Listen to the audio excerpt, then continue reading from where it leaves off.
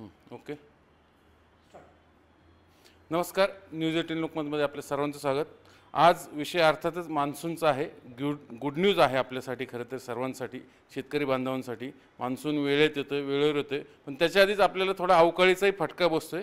नेमकं कसं climate change होतोय आणि इथून पुढे मान्सूनची वाटचाल कशी असणार आहे, या सर्व बाबी आपण होसाळीकर सरांकडनं जाणून घेणार आहोत. ते आपल्याला माहिती आहे सगळ्या नुसती पुणे वेधशाळा नाही तर दक्षिण भारताच्या सगळ्या वेधशाळेचे प्रमुख आहेत. सर, न्यूज 18 लोकमध्ये आपल्या सर्वांचं आपलं स्वागत. मला सांगा, आता खरं तर शेतकऱ्यांसाठी गुड न्यूज आहे, पण थोडा अवकाळी येतोय. जर आपण हीट वेव्हपासून सुरू करूया, नंतर अवकाळी आणि मग मान्सून. राज्यामध्ये सध्या जर का आपण बघितलं तर संपूर्ण एप्रिल आणि मे महिन्यामध्ये आपल्याला सर्वसाधारणतः एक मिश्र प्रकारचं हवामान दिसतं आहे. म्हणजे दुपारी 2 ते 3 पर्यंत कडक ऊन आणि त्याच्यानंतर मग संध्याकाळी बऱ्याच ठिकाणी मेघगर्जनेसह पाऊस, वादळी वारे, विजांचा कडकडाट. तर अशा प्रकारचं एक संमिश्र वातावरण आपल्याला बऱ्याच ठिकाणी दिसते. काल पण हवामान विभागाकडे ज्या नोंदी आल्या त्याच्यामध्ये उत्तर मध्य महाराष्ट्र म्हणजे जसं जळगाव आहे, नंदुरबार आहे, मालेगाव आहे, नाशिक या सर्व भागामध्ये सर्वसाधारणतः 40च्या वर तापमान गेलं. त्याचबरोबर काही ठिकाणी आपल्याला दिसतंय की मेघगर्जनेचा पाऊस, म्हणजे पुण्यामध्ये पण काल गेल्या अनेक दिवस आपण बघतोय की मेघगर्जनेचा पाऊस पडतोय. तर अशा प्रकारे आपल्याला एक मिश्र वातावरण दिसतंय.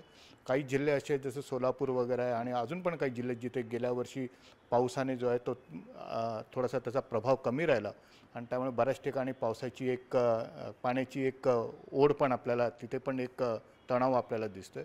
तर एकंदरच काही ठिकाणी राज्यामध्ये मेघगर्जनेसह पाऊस दुपारच्या सत्रानंतर पडतोय, लाईटनिंग्स होत आहेत, गडगडाटाचा पाऊस पडतोय. त्याचबरोबर काही ठिकाणी कोकणामध्ये आपल्याला काही ठिकाणी तापमान वाढलं दिसतं. काल पण मुंबईमध्ये 36-37 तापमान होतं.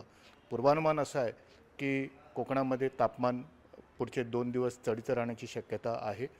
मध्य महाराष्ट्र, मराठवाडा या सर्व भागांमध्ये मेघगर्जनेसह, कोकणामध्ये पण मेघगर्जनेसह पाऊस पडण्याची शक्यता हवामान विभागाने वर्तवलेली आहे. तर अशा प्रकारे एक हीट वेव्ह पण आहे आणि मेघगर्जनेसह पाऊस पण आहे आणि दोघांचा त्रास शेतकऱ्यांनाही आणि एकंदरच सामान्य लोकांना पण आहे. त्यामुळे काळजी घेणं फार गरजेचं असं मी म्हणेन. खरं तर मी आपल्याला असं वाटलं होतं की अवकाळी आल्यावर वातावरणात गारवा निर्माण होईल, पाऊस आल्यावर थोडं तापमान कमी होईल. ते उलट अंगाच्या धारा कमी होत नाही. हा, सर्वसाधारणतः ज्यावेळी पाऊस पडतो, हा जो मेघगर्जनेचा पाऊस असतो हा अल्पावधीसाठी असतो आणि हा काही थोड्या जागांसाठी सीमित असतो. मान्सूनसारखा हा सर्व व्याप्त पाऊस नसतो. त्यामुळे होतं काय की पाऊस पडलं त्या ठिकाणची आर्द्रता वाढते आणि दुसऱ्या दिवशी नेमकं तीच आर्द्रता आणि वाढलेलं तापमान परत एकदा थंडरस्टॉर्म्स, मेघगर्जनेचा पाऊस तयार करतात. म्हणजे एक अशा प्रकारे चक्र आहे, सायकल आहे जे तयार होतं आणि कधी कधी त्याच्याने त्याचा फायदा होतो. म्हणजे बऱ्याच ठिकाणी गुरांचा आणि आपले जे पशुधन आहे त्यांच्या पाण्याचे काही प्रश्न काही अंशी सुटतात. काही ठिकाणी पावसाचा परिणाम जो आहे तो चांगला असतो. काही ठिकाणी पिकांना त्याचा नुकसानही होतं. म्हणजे हे काही ठिकाणी त्या नुकसानही होतं. तशा प्रकारचे मेसेजेस माझ्याकडे पण येतात की पाऊस पडला, आमच्या पिकांचं खूप नुकसान झालं आणि काही ठिकाणी लोक म्हणतात पाऊस पडला, जमिनीला थोडी ओल मिळाली म्हणून. तर एक मिश्र वातावरण आहे असं मी म्हणेन. आता हे झालं आपलं हीट वेव्ह आणि अवकाळी पावसाचं. मान्सूनची काय यंदा गुड न्यूज आहे? कारण गेल्या वर्षी आपल्याला माहिती आहे अल्निनोमुळं बऱ्यापैकी फटका बसला होता. म्हणजे लोएस्ट पाऊस पडला होता गेल्या, आपणच ती सगळी बातमी दिली. सर्वसाधारणतः आपण जर का बघितलं तर मान्सून जो आहे तो आपल्याकडे अंदमान आणि बंगालच्या उपसागरामधून आणि मग केरळमध्ये तो दाखल होतो.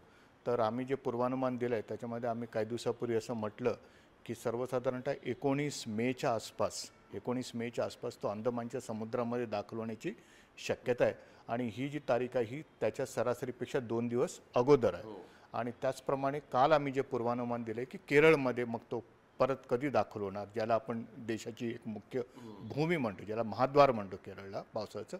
तर त्या ठिकाणी आम्ही पूर्वानुमानामध्ये असं म्हटलं आहे की 31 मेला केरळमध्ये पाऊस दाखल होणार आहे. सरासरी तारीख देशामध्ये मान्सूनची जी आहे दाखल होण्याची ती 1 जून आहे. आणि जे मॉडेल आहे ज्याच्याने आम्ही हे गणित मांडतो त्याला आम्ही स्टॅटिस्टिकल मॉडेल म्हणतो. त्याला एक 6 घटक आहेत ज्याच्यावरती ते आधारित आहे आणि त्याच्यावरतून असं मी म्हटलं आहे की 31 मेला ±4 डेज. यावेळेस एक दिवस किमान आधी. हां, म्हणजे ते जे गणित आहे त्याला ±4 डेजचं एक तूट आहे. तर त्यामुळे तो 4 दिवस अगोदर किंवा 4 दिवस नंतर या अवधीमध्ये ते पडण्याची शक्यता खूप जास्त आहे. महाराष्ट्रात कधी मान्सून? महाराष्ट्रामध्ये मान्सून दाखल होण्याचे अशा प्रकारचं पूर्वानुमान आम्ही देत नाही. ज्यावेळी केरळमध्ये ज्यावेळी पाऊस दाखल होतो त्याच्यानंतर मग आम्ही असं म्हणतो की पुढच्या 2 दिवसात 3 दिवसात तो वर उत्तरेकडे कसा सरकेल, तर तशा प्रकारचं पूर्वानुमान आम्ही देतो. अर्थात काही तारखा आहेत ज्या काय म्हणे स्टॅटिस्टिकल सरासरी तारखा आहेत. म्हणजे तळ कोकणामध्ये सर्वसाधारणतः जो आहे तो 7 जूनच्या आसपास होतो. त्याच्यामध्ये नंतर मग वरती सिंधुदुर्ग रत्नागिरी पार करून रायगड पार करून मुंबई पुणेपर्यंत यायला सर्वसाधारणतः त्याला 10 ते 12 जूनच्या तारखा. अर्थात ह्या सरासरी तारखा आहेत, प्रत्येक वेळी त्या बदलतात. त्याचं पूर्वानुमान नक्कीच हवामान विभाग ज्यावेळी केरळमध्ये दाखवले त्याच्या पुढचं मग आपल्याला गणित परत मांडता येईल. थोडक्यात मान्सून डिले होणार नाही यंदा, ही गुड न्यूज म्हणता येईल आपल्याला. नक्कीच पावसाला जे लागणारे जे घटक आहेत, गेल्या वर्षी जो अल्निनोचा मगाशी तुम्ही उल्लेख केला त्यामुळे त्याचा प्रभाव जो आहे तो राज्यातला आणि संपूर्ण देशातलाच पावसाला होता. यंदा जे काही घटक आहेत जसे इंडियन ओशन डायपोल आहे जो हिंदी महासागरातला आहे, त्याच्यानंतर प्रशांत महासागरामध्ये तयार होणारा ला निना आहे. तर हे जे घटक आहेत हे मान्सूनला पूरक आहेत आणि हे मान्सूनचे जे फोरकास्ट आहे त्याच्यामध्ये आम्ही असं म्हणतो की हे जे दोन्ही घटक आहे येणाऱ्या काळामध्ये ते थोडे निर्माण होण्याची शक्यता जास्त आहे आणि त्याचा फायदा आपल्याला होण्याची शक्यता आहे. अर्थात दुसऱ्या टप्प्याचं पूर्वानुमान जे आहे मान्सूनचं जे अजून सखोल असेल, अजून जास्त डिटेलमध्ये असेल, ते सर्वसाधारणतः मे महिन्याच्या शेवटच्या आठवड्यामध्ये हवामान विभाग परत एकदा देऊ, ज्याला आपण दुसऱ्या टप्प्याचं पूर्वानुमान म्हणतो. त्याच्यामध्ये मग आम्ही असं म्हणतो की उत्तर भारतामध्ये पाऊस कसा पडेल, मध्य भारतामध्ये पाऊस किती असेल, दक्षिण भारतामध्ये आणि अर्थात संपूर्ण देशामध्ये पाऊस किती असेल, असं थोडंसं जास्त अजून माहिती आपल्याला लोकांपर्यंत त्यावेळी पोहोचवता येईल. थोडक्यात अल निनोचा जे आपल्याला इफेक्ट होतो तो संपलाय आता पूर्ण. अल्निनो जवळपास तो संपलाय. सध्या पूर्वानुमान असं दिसतंय की तो फार लवकरच तो तटस्थ होण्याची शक्यता आहे. त्यामुळे आपल्याला तो जो अल्निनोचा प्रभाव आहे तो हीट वेव्हवरती जरी दिसत असला तरी मान्सूनवरती त्याचा प्रभाव त्या मानाने कमी राहण्याची शक्यता आहे. कारण लगेच काही दिवसांनी आपल्याला मान्सूनच्या जुलैच्या नंतर आपल्याला ला निना तयार होताना आपल्याला दिसतोय. यंदा पाऊसमान कसं असेल, किती अंदाजे, कारण आपण आकडेवारी सांगितलेली पण पुन्हा एकदा प्रेक्षकांना. सर्वसाधारणतः संपूर्ण देशामध्ये जो आहे तो पाऊस 106% सरासरीचा असेल. म्हणजे तो सरासरीच्या वर असण्याची शक्यता आहे. आणि जे पूर्वानुमान आम्ही दिलं आहे तर त्या पूर्वानुमानामध्ये जर का आपण बघितलं तर राज्याचं पण जे पावसाचं वितरण आहे ते त्या मानाने चांगलं दिसतंय. म्हणजे बऱ्याच ठिकाणी पाऊस जो आहे राज्यामध्ये तो सरासरी इतका किंवा त्याच्यापेक्षा जास्त असण्याची शक्यता दिसते. अर्थात दुसऱ्या टप्प्याचं पूर्वानुमानाची परत एकदा मी आपल्याला विनंती करेन की अजून डिटेल माहिती आपल्यासमोर हवामान विभाग घेऊन येईल, त्यावेळी आपण परत एकदा आपण संपर्क साधायला हरकत नाही आहे.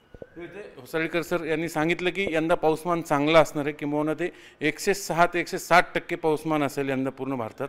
ही खरंच शेतकऱ्यांसाठी गुड न्यूज. आणि दुसरं सर्वात महत्त्वाचं, पाऊस यंदा वेळेच्या आधी येतोय, ही सगळ्यात आनंदाची बातमी. त्यामुळे शेतकऱ्यांनो आत्तापासूनच तयारीला लागा.